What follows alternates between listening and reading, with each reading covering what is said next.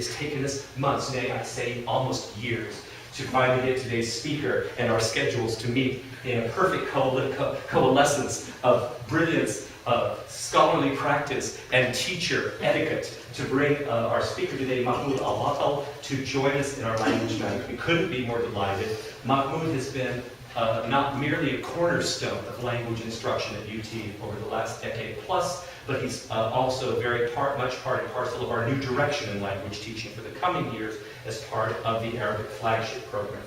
Mahmoud is an associate professor in the Department of Middle Eastern Studies, as well as the director of the Arabic Flagship program.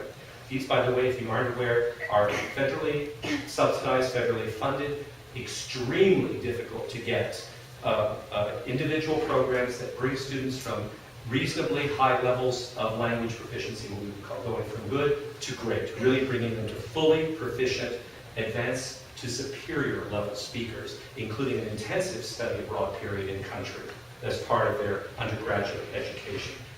He received his PhD in Near Eastern Studies with a specialization in Arabic linguistics from the University of Michigan, and has published a series of textbooks for learners of Arabic, including 2 books to help guide Arabic instructions, and is presented annually on Arabic instruction for the last 10 years.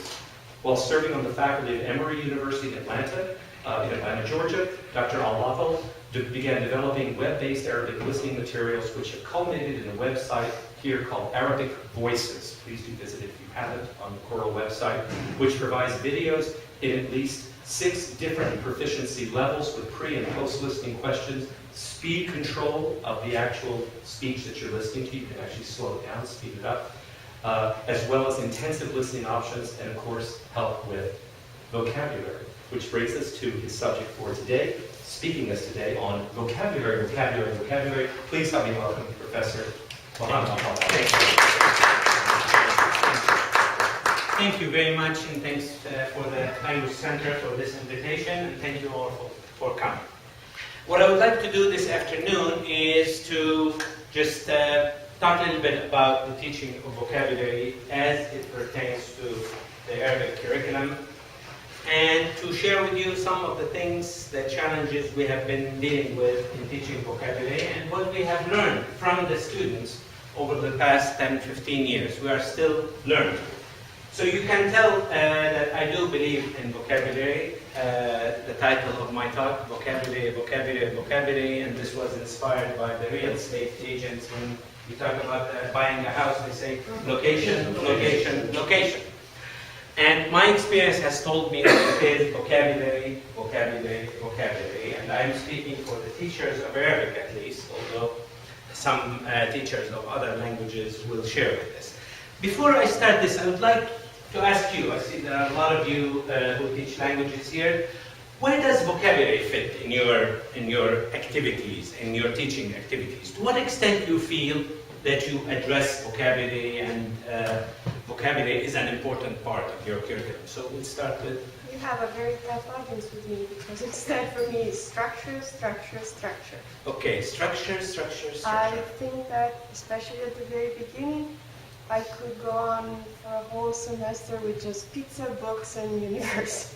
No, I'm exaggerating. Okay, this is very good. Yeah. But I really feel that the students especially come to us thinking that the language is just 2 parallel system. You just exchange one word for the other and you're going to be fine.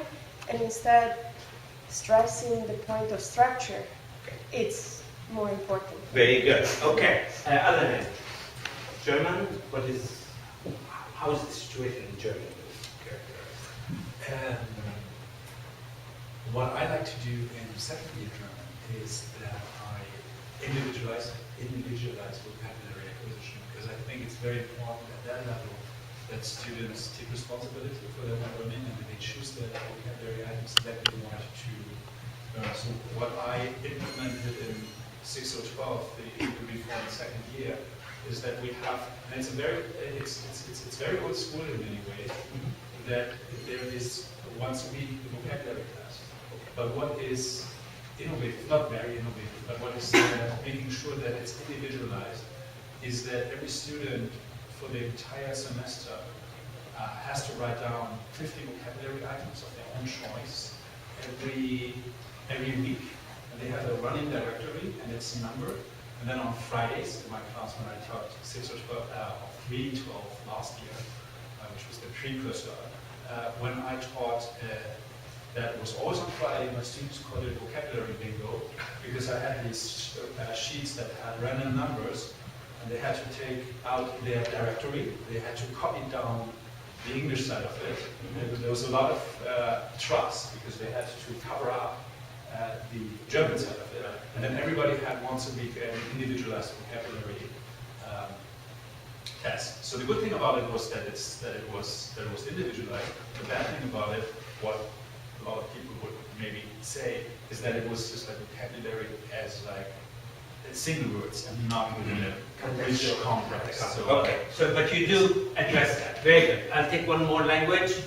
In first year Russian, Uh-huh. we about every 3 days we give a vocab quiz. One on nouns, one on verbs, and one on adverbs and adjectives. Mhm. And so the students are learning about 100 plus new words each unit. With the book, each of the books contains 67 units. Okay. It's a So you large do. part- It's a large part of our. You do address vocabulary and it is. Okay, very good. So the big question here then, as I said, there has been, and I'm glad to see some, historically, I mean, many of the European languages, I mean, Italian, Spanish, it's always, whenever, it's very interesting, whenever we go to joint workshops, the concern of our colleagues, like in Spanish and French, it's structure, structure, structure. As someone who teaches LSE about languages like Arabic, it's vocabulary, the battle is not really about structure, although many Arabic teachers still subscribe to the vision that Arabic grammar is hard. And to me and to many of my colleagues, we feel that the most important challenge that we face is vocabulary. Especially that you are in a world that has the multi-glossic situation of Arabic, where you have the standard language, and then you have the dialects. So how, and you are starting not from Italian, for example, where you have many cognates. We are starting from absolute scratch. You have computer and telephone, and that's about internet, and that's about it. I mean, we don't have a lot of, so basically everything is starting from scratch. So the question then becomes to us is, and I'm going to start from, okay. So, to teach or not to teach vocabulary? This is the existential question that we are in. So as I said, there has been renewed interest. It's very interesting. There is, someone has made the connection between teaching vocabulary and Cinderella. They say vocabulary is the Cinderella of language teaching. This is the beautiful girl who's abused and no one is interested in her, but she has to come home at 12 o'clock and we will. So basically, we have research that tells us that basically significant gains in learners' vocabulary can be achieved through exposure to the language, through reading, listening, and speaking. And this is incidental. This is one view, and that view maintains also that efforts to work on vocabulary in non-fully contextualized activities are of limited benefit to learning. This is one view, and this is a view that prevailed in language education for a long period of time. That basically there is no sense in giving people lists of vocabulary or working on vocabulary.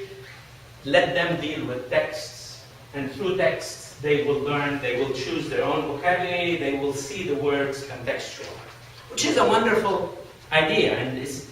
But for us in languages like Arabic, that employs a different script, and at a time when we are trying to go more in the direction of authentic texts, basically reading comprehension, we are utilizing authentic text.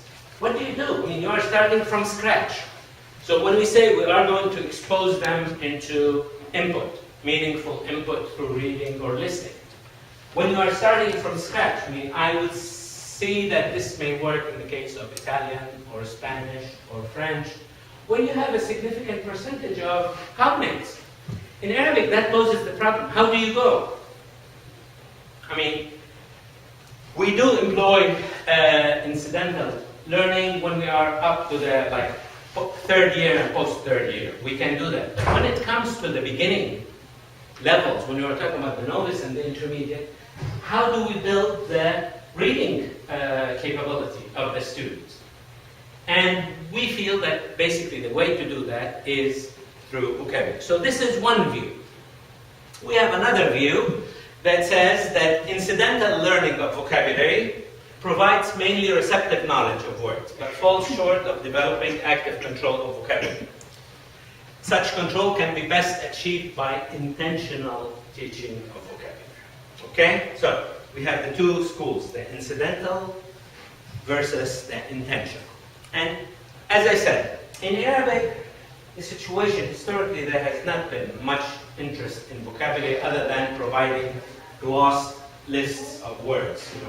That was part of the English, the grammar translation, and then in the 1960s and 70s with the audiolingual. Basically, it was lists of providing the students with lists. And many teachers of Arabic still, until today, they like to give students lists. And students love lists. So here you have a situation which students love the lists and teachers provide the lists. So they, give them all the names of the animals, or all the pictures of, that's wonderful. All their clothing items. Okay, so they're happy. I got like a list of 20 vocabulary items of, or just what are the 20 words you say, to express feelings.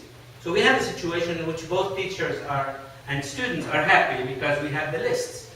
My big question is, what are we going to do with these lists? So it's not just you give them the list. There's also another issue that you haven't touched on. Research has shown that you have to be exposed 13 times to a word in order to be able to know it. At least 13 times. It depends. There are many factors. The exposure is important, the more survival of the fittest, right? Mm-hmm. But there are other elements, motivation, relevance to your life, but this word. So I will be talking about exposure. But then the question is lists by themselves. So when I'm talking about, intentional teaching, when we are talking about intentional teaching, there has to be a system, an approach. What are we going to do to teach vocabulary? So, bottom line is, for us in Arabic, vocabulary is very important. Like, we have discovered vocabulary, and what we are trying to do now is to integrate vocabulary within the curriculum and to have vocabulary as the cornerstone of our approach to language teaching. So what I want to show you now is an approach that we have developed at UT here, and this is one of the cornerstones in our approach. And so I will go through the steps, and then I will show you some examples from what we do in class. Basically, in our 3 years, so basically we have the core language program, first year, second year, third year, that takes students from the novice to the advanced level. In these 3 years, there is the first thing we start, so basically we have a textbook, and in each textbook there is the main text. And this text can be an oral text or a reading text. But before we engage the text, we have extracted from the text some of the vocabulary items that are in the text, and the students will have to encounter these vocabulary items at home. So the first, you don't engage the text, because, as I said, they cannot decipher the text. There are many, so we extract, like in first year, we're talking about 20 to 25 vocabulary items that are provided to the students. So the first thing we do is, I have here first engagement. The first engagement with the new vocabulary. And the first engagement takes place at home. They have to read the vocabulary items. They have to, they see meaning in English. And this is where technology helps. So basically they can repeat the word as many times as they want. And each vocabulary item is contextualized in a sentence. So basically that you don't see, but you hear. So basically this is what you do at home before coming to class. Now, this whole system is premised on the assumption that students, for every hour they spend in class, they have to prepare like between an hour and a half to 2 hours before coming to class. So there is homework. Homework is very important, and homework accounts for, doing homework accounts for at least 20-25% of your final grade. So there is reward. In addition to the linguistic reward, there is the grade reward. So this is the first engagement. They read the vocabulary, they listen to the vocabulary, and also they have to do an exercise. Fill in the blanks, like it's some type of close. You have a sentence. The sentence includes 2 or 3 blanks.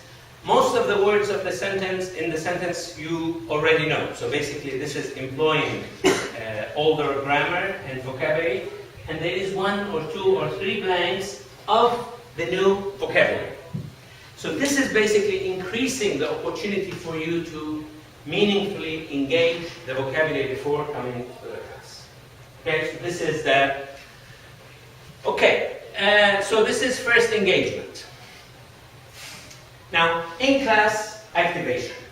Now, they come to class. Okay, my assumption is that they have engaged. I don't assume that they have full control. So basically, my task then, as a teacher, is to think of tasks, situations that would force the students to use the new vocabulary they have engaged at home. So we're talking about the in-class activation. I have to think of tasks that require use of new vocabulary. Then we come to interaction. And so basically, the activation, my purpose here as a teacher is to help the students create a situation, create tasks that will help them activate the vocabulary, but not activate it by, okay, you use it in a sentence, and use it in a sentence, and use it in a sentence. The task here is to think of interaction. I want the students to interact. So basically, we're talking about activation and interaction, which is group work is very important. Group work, they have to go ask each other and try to... And the purpose of this interaction is to create personal context for the new vocabulary. Personal context, this means before we encounter the word in the text, that is someone else's text, I want you to own this vocabulary item. I want for the word to be your own before you go and you see it in that text. Some colleagues, they go directly to the text. And this is where it can be bumpy, because if you don't have control of it. So the question is, how to create that control, which means we're trying to have in-class activation. We are trying to create interaction. So basically there is a new word, for example, to work. Okay, so basically we give them a situation, like go and find from where does his mother or his father or her father work. So I have to go to you, ask you, where does your father work? And then what do you tell me? In an office. My father works in the office. So you are manipulating the form. Assuming that they know the other words. Yes, you have to give them a situation in which the only new thing is, so find out where their parents work. They know parents, they know how to ask the question where. The key thing is work. So we are focusing on work. Okay, so trying to create the personal context. Now, once we go and we start each, so I go and ask you, where does your father work? Okay, so I take note, and then I go, where does your father work? And then where does your father? And you are going to ask her, and she's going. So basically, class, when we are talking about activation, class turns into what I call the Turkish bath. Okay, so everyone is going, there's a lot of noise, they are moving around, there is a lot of, and the teacher is moving around. That can take, depending on what level, I mean, that can take the whole full 40 minutes, for example. Okay, depending on whether we have 50 minutes or... The step after that, we have something called the reporting. So I went and asked you, where does your father work? Where does, and then in Arabic we have different forms with masculine and the feminine. Where does your masculine father, or where does your, so, and there are other questions. And then we have a period that's called the reporting. So now we sit in small circles, we split the class into like 2 groups, if we have a TA or an assistant. So one group sits with me and I ask them, okay, I did not hear all the exciting things, so can you now report to me what exciting things you have found out from your partners? And then she will tell me, well, I have learned from my friend here that his father works.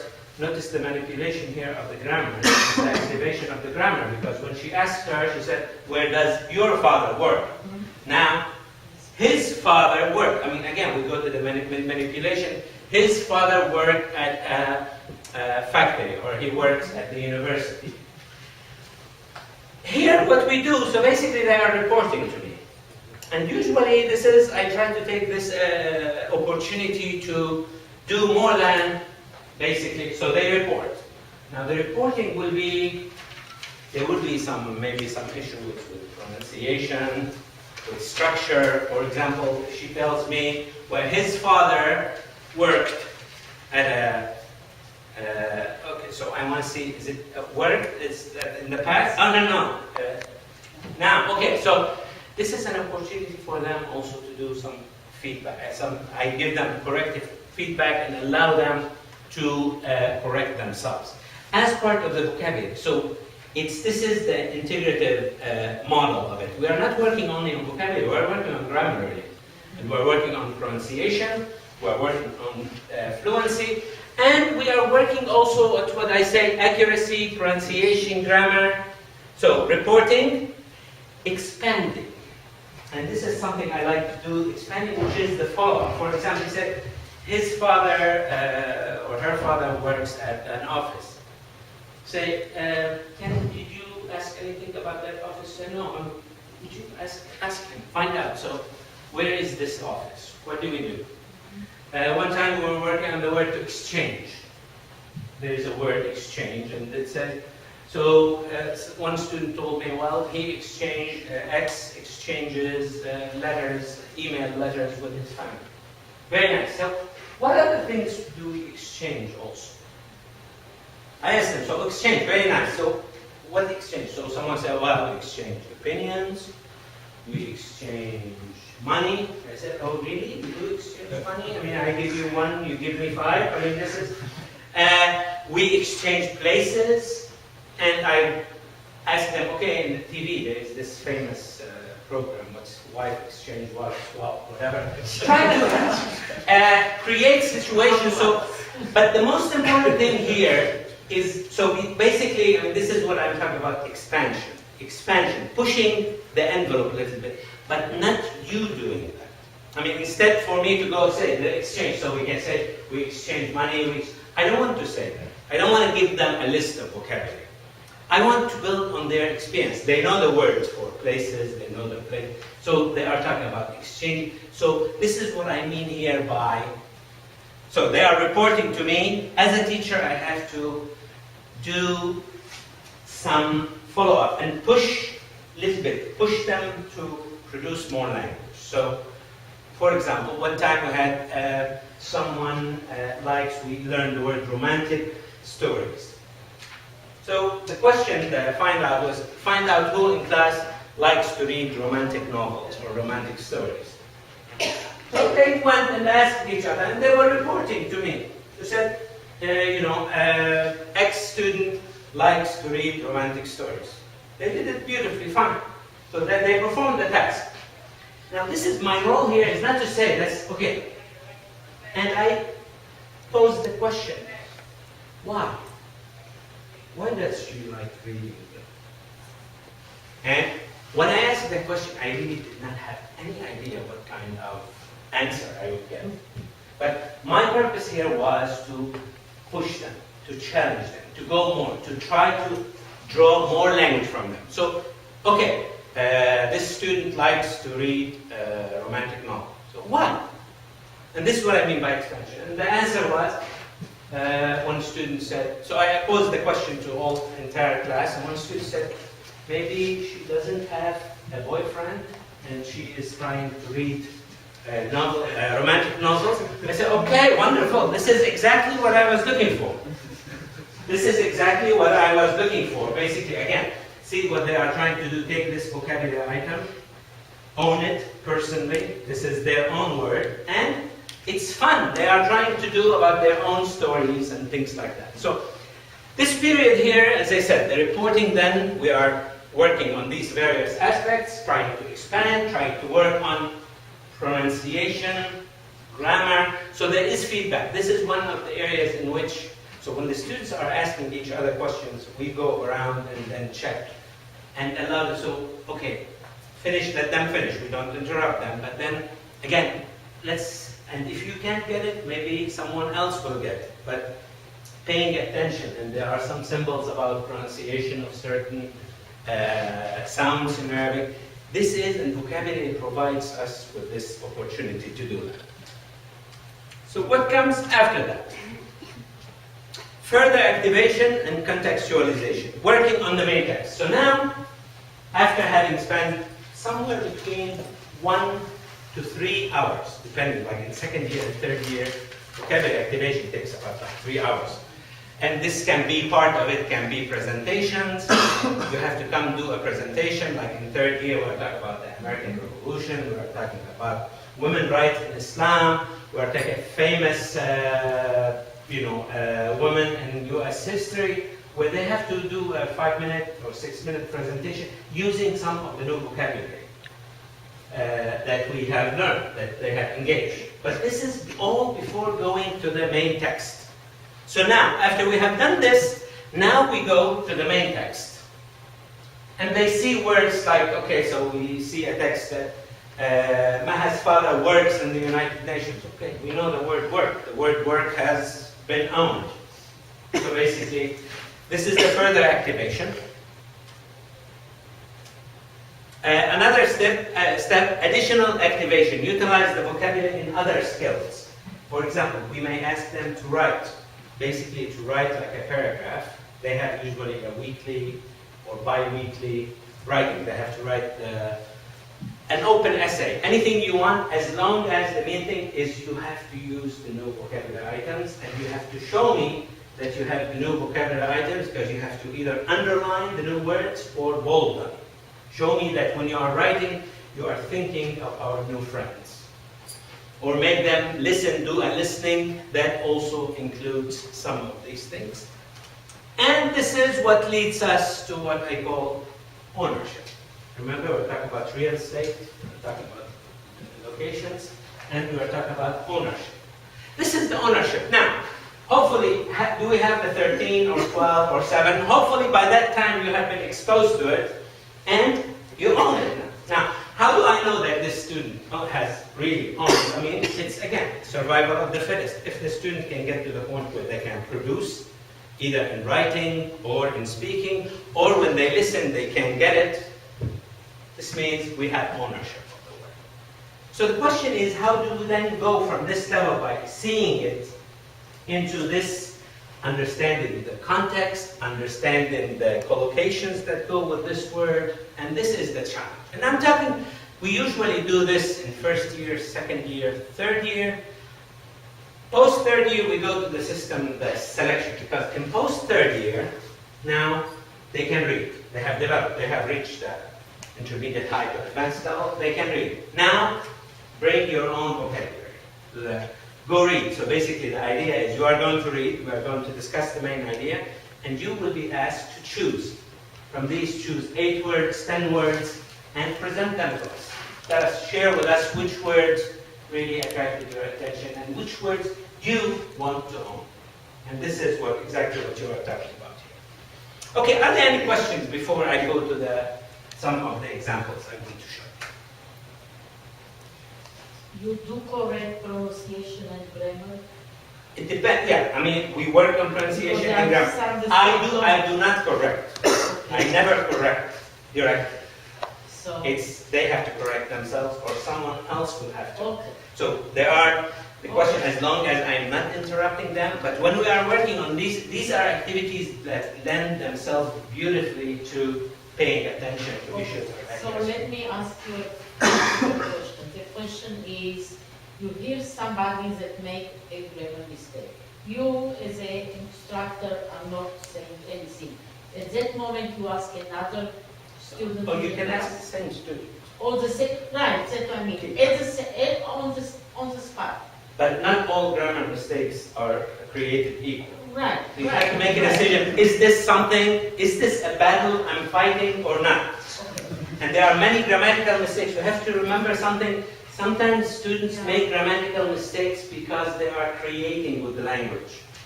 Right. If this is something that we have not learned, No, that.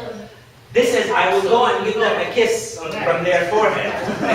This means they are telling me, okay, I am creating with the language. I am not. So it depends, and for some students, it depends. There are different profiles. So there are some students I will be pickier with than other students. This is something They that you, speak, that's good. but they the- speak. is I will not correct anything. I say, basically, and I will Yeah, repeat it to the point where, and then they will correct it. If not, hey, can you help us? Just that, okay. Or if we are reporting, I mean, I have examples in reporting where Yeah. they know that this is, so basically I asked you Mhm. one time, 2 times, you did not give me that. So I look, my eyes go to the rest, it's open, it's fair game now.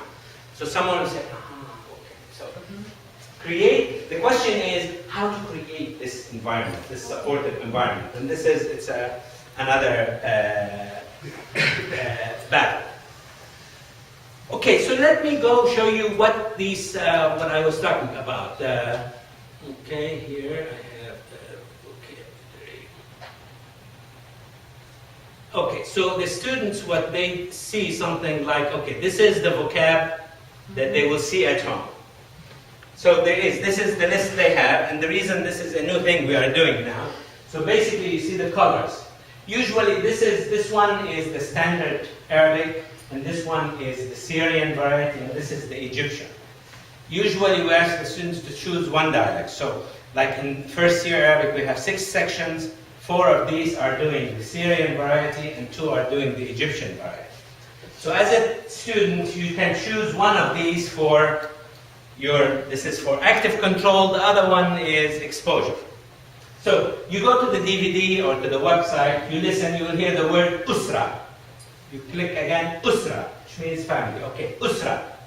Usra. You can click it, and then there is a link that asks you to click, and you are going to hear the word usra contextualized in a sentence. So you hear, أنا أحب أسرتي كثيرا, which means I love my family very much. You don't see it. So as part of the homework, before coming to class, so on the syllabus, okay, before coming to class, study the words, listen to the DVD or online, write down like 10 of these. Write down the sentences that you have heard before coming to class.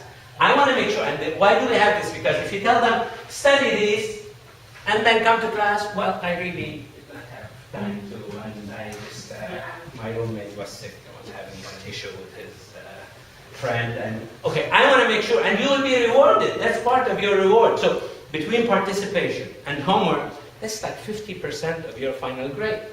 So they know, this is how, and I want to make sure that you have done the work. So, this is the vocab.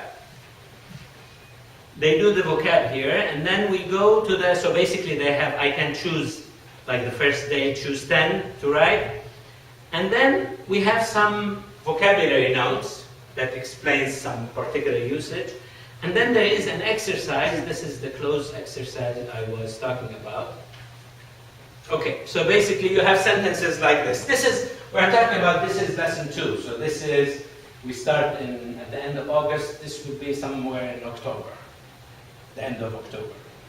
So basically, Russia, blank, very big.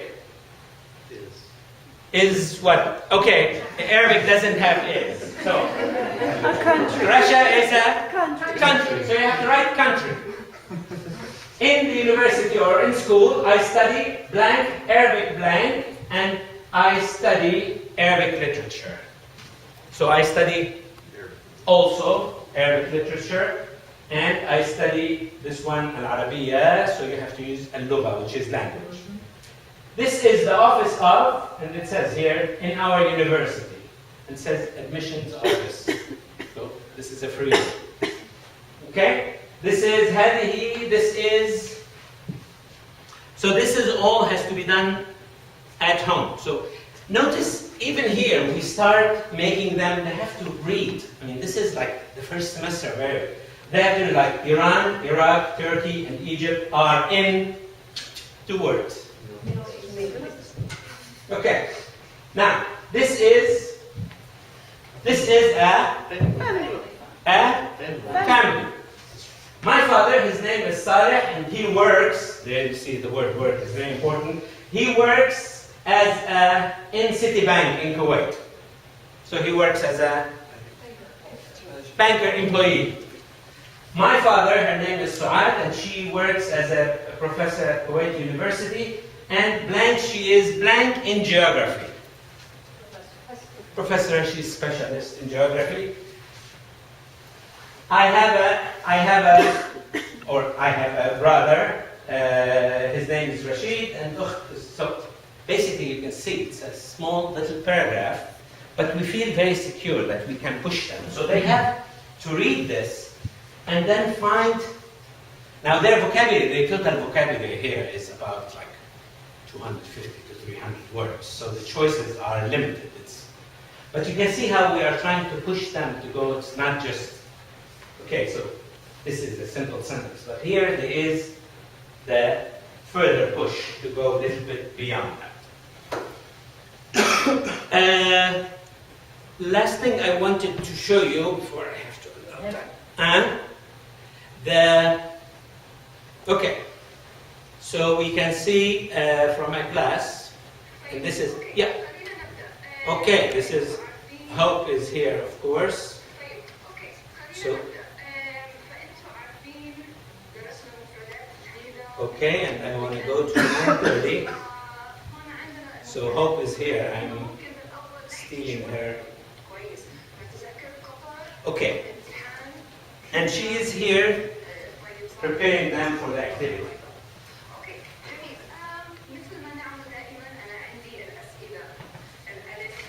She said, I have the questions, I have the A and the B. أنتم ألف.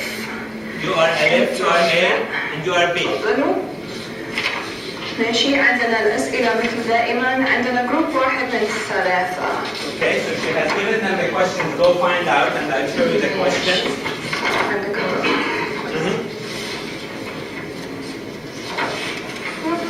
ماشي، اوكي، تفضل هذا. طيب إذا أنت ألف شوف باء، الباء So if شوف you are ألف، Alif, يلا. if you are A, go to B, if you are B, go find someone in Alif. So what did she give them? She gave them this, what did she give them? This is, there are no, I don't have, okay, so I will show you the other kind of questions that I have to, okay, so something like, find two people, this is the A, these are some of the questions in A. Find two people in the class who always do their homework at night, not in daytime, who are really busy with their job, who know where the admissions office is, whose mother's brother or sister always also lives nearby, who have a test today or tomorrow. Notice these are very much related to their daily life. This is, we are talking about novice high level. We are still dealing very much with the... Now B, find two people who want to study another language. Which one? Find two people whose parents really like their jobs, who like to read translation of literature, who aren't busy with homework. So go and find two people. So you have to ask, does your father work? No. Okay, so you are not one of them. I'll go ask someone else. And then I will keep. And the more time you allow for this, what they are doing is they are playing with words. I mean, you are creating this box for them in which they will be playing with vocabulary. Okay, so we look at another one here. That is Corey, and to show you where. اوكي شباب، وفي بس مجموعات بين الاثنين سنقرأ هذه الأسئلة اوكي بالإنجليزية، صح؟ الأسئلة بالإنجليزية. Notice here how the students stand up and it will go. You will go. Where is the teacher? Yes, he is today.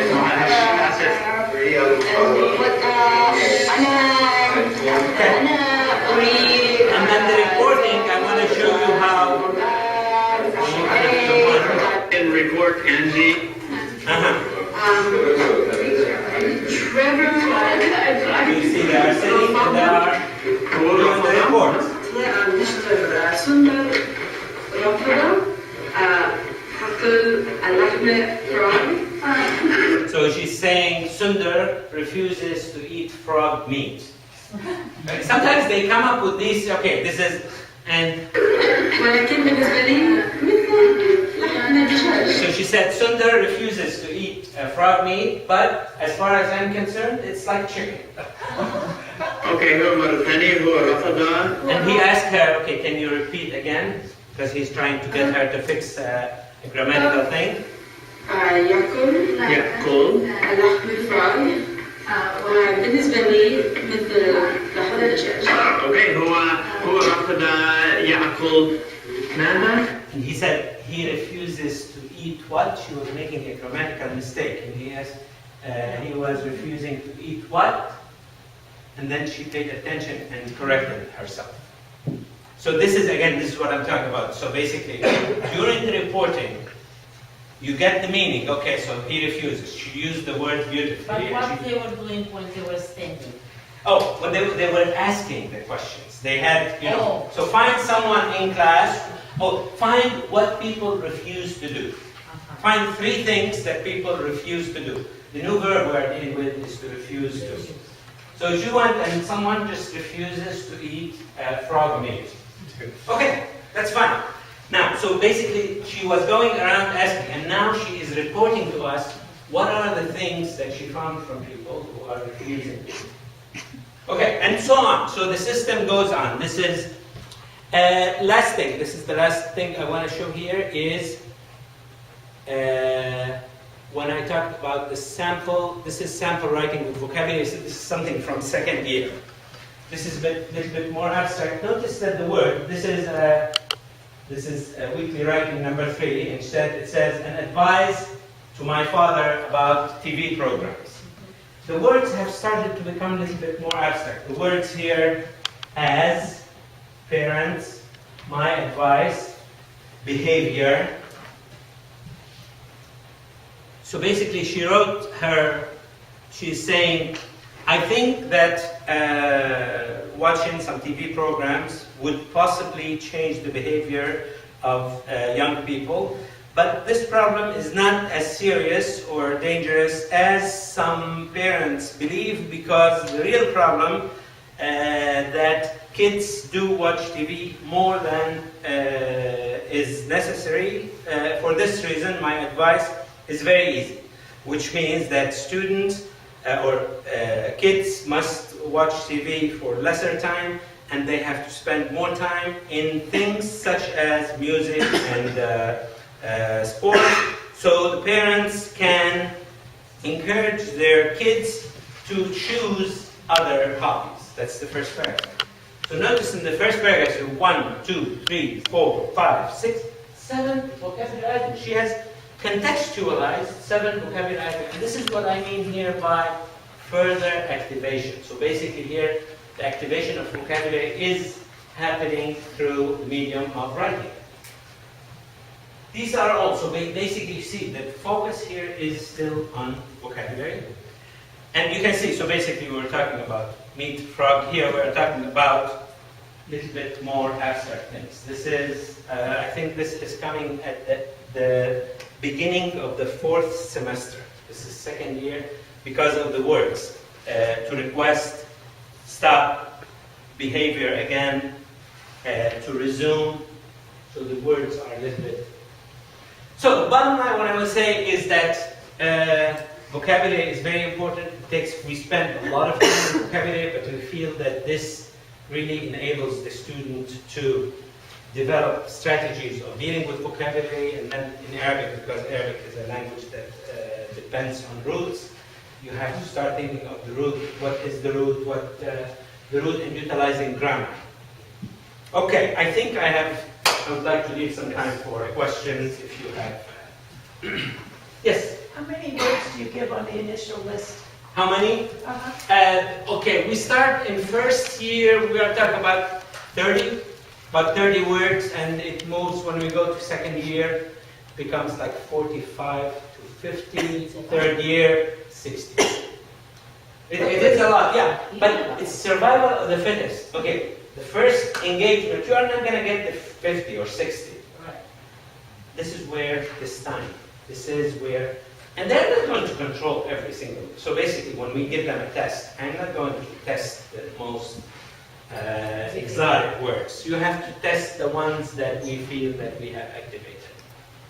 But also in Arabic, what's nice, I mean, when they are in second year or third year, it's not the issue of the number of words, because you might have three or four new words, but from the same root. So you have shades of meaning that you can control. And this is something many of our colleagues in the field, they say, oh, this is a lot. Many, they don't like what we are doing, because this is a lot, this confuses students, this makes students frustrated. We don't believe it. I play a little bit the devil's advocate here, because your system basically proposes to learn the vocabulary before approaching the text. And I would say, and that's, I'm purely playing the devil's advocate, and I'm also talking largely out of intuition, but I think that, or I feel, that's not the devil's advocate, that's actually me, that there is definitely also a place also on the lower levels that you confront the learner first with the text and help the learners to develop these strategies that then at the intermediate, high, and advanced levels are very important in order to extract vocabulary from the text in order to make incidental learning happen. Also to give the learner the it's almost like a psychological idea that if they approach a text, that they're not scared of the words that they don't know, that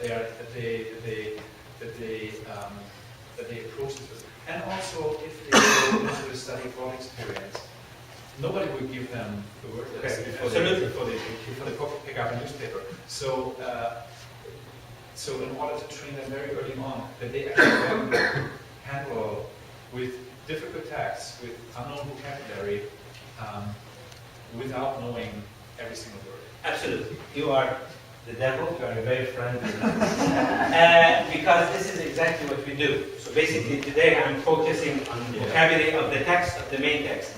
Each one of these tests, and from day one, there is an activity that's for reading comprehension, in which we provide the students with an authentic text, brand new, unread, unrehearsed. Yes. And that text will have some vocabulary they know. So basically, many of our texts, like 50%, they don't know any words. And that starts from day one. And that's parallel to this. So all this work that we're working on the vocabulary, this is to introduce them to what we call the basic text. But in addition to the basic text, each instructional unit has one or more other texts that are intended to develop reading strategies and to train them that you should not be intimidated, that you have to develop, look for words, look for the context, look for the root. So that does exist, and we believe in that. That's very important. If you do only that, that is not going to develop May I reading ask you a strategies. question? May I ask you a question? Of course, yes. If right now you come to a class, Yeah. you have nothing, no idea of Arabic, and I give you the text, and they say start to work on it, how would you feel? Well, completely yeah. will be frustrated, doesn't want to look at it. You have to give him the tools slowly that you want very much to look at the text. But there are some texts, Monica, that even, like these are the texts that have a lot of foreign names. Like we have a text like in the city of New York. New York, Manhattan, Richmond, Long Island.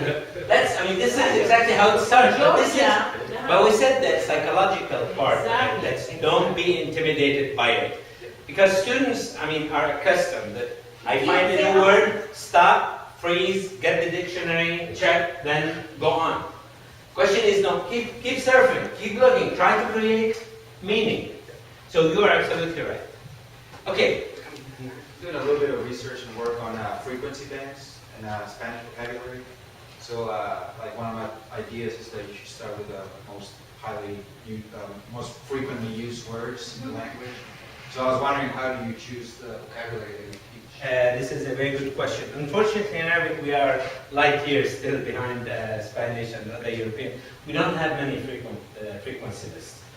What we did really when we worked on our textbook, it was we based it on our intuition, our feeling of which was this. We are very highly criticized because the first chapter of our book has the word United Nations.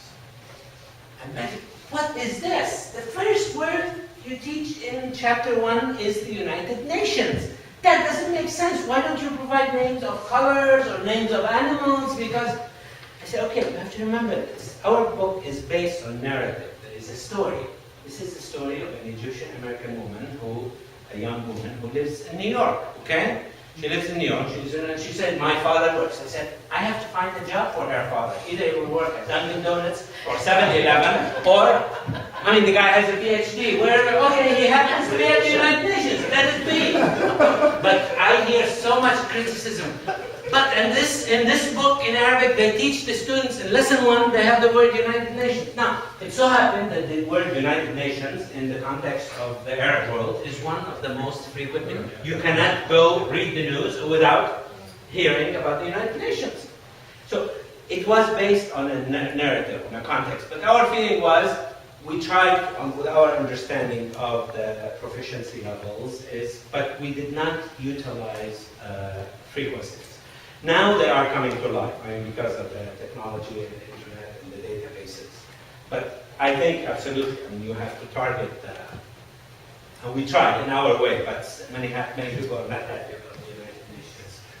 I was just going to say, this semester I'm teaching a 4th year level class in Arabic, and in that course, I'm having the students do their own vocabulary lists, their own vocabulary readings, and what I've noticed is a lot of them, especially once you've had former content courses or maybe are graduate students or such, they know sort of how to pick the words that they need, and they pick these really smart words, and I have other students who pick the strangest words. Random. And I've started leaving them a note, and I just kind of wanted to see what you thought of this. The ones who pick some really random words, I pick these words out, and in the list, they send me their list by email, and they use all the words in new sentences. And I'll highlight those words that I don't think are ever going to be seen again, basically. I'm like, okay, these words on your next list, think about not choosing words like these ones. Think about trying to choose your most practical words, and don't look up or gloss a word unless you see it at least twice in the text. And that's what I'm trying, because I feel like the students are using the dictionary on every new word. A random so I'm trying to fashion. say, like, not until you've seen it twice, and I'm just curious. I think this is a great idea. I was having a conversation. I'm teaching now, not a content-based course. I'm teaching a course in English, and I have some students who have language across the curriculum component. And I'm facing the same thing. It's the random selection of, which means that we have to train them. I mean, to think of strategies. Which words when you are looking, which words seem to be more critical than other words? What makes you think of this? If it appears twice, I mean, this is, or you have to look at the context. So I was thinking of the same thing today, because I have some who just came with these random words that are not frequent, and we have to think of training, I mean, strategy training for this. Do you have a question? Okay. I have a question. In the steps, the in-class activation, I mean, the interaction among the students and the reporting back. I wonder, do the students ever get tired of doing that over and over and over again? Well, I mean, I get tired of it. So this is why we have to change it. I mean, sometimes, yes, I do that. I get tired. And I wonder because, I mean, I've used this a lot too, but I've used it more in classes where I have at least 12 students. But for example, with a very small class, they're always interviewing the same people. They know a lot of the information by now. Okay. Maybe they've been together for 4 semesters already, and We have to think of other things. Some other things, for example, pictures. Bring pictures to class. You can do games like Jeopardy, Dictionary, especially in words that pertain themselves, I mean, that lend themselves to this kind in first year and second year. But sometimes just writing, put them to work in groups and get some of these huge post-it notes and let them write a paragraph, especially at the upper levels. But pictures, I have to see pictures are wonderful. Pictures create, and then see what, sometimes I choose the picture and I don't see, I say, okay, I don't wonder what they are going to do with it. But they are always, I have to say, students always exceed my expectations. They are so creative, and they are always, they are more creative than myself, because I can't see, how did it, like, someone to refuse to eat frog meat. I mean, I can sit like for 2 days and think about things, but I will never think of frog meat. So you have to do a variety of things. Sometimes work in groups, write things, bring pictures, describe pictures, play a game, Pictionary, Jeopardy. I mean, in terms of, if you want to activate the vocabulary, let them play a Jeopardy, produce some, give me some answers, some questions, and we'll provide the answers. So, I'm afraid our hour has gone by much too quickly, but I hope on behalf of the Texas Language Center, you would join me in thanking Professor Al-Batal for his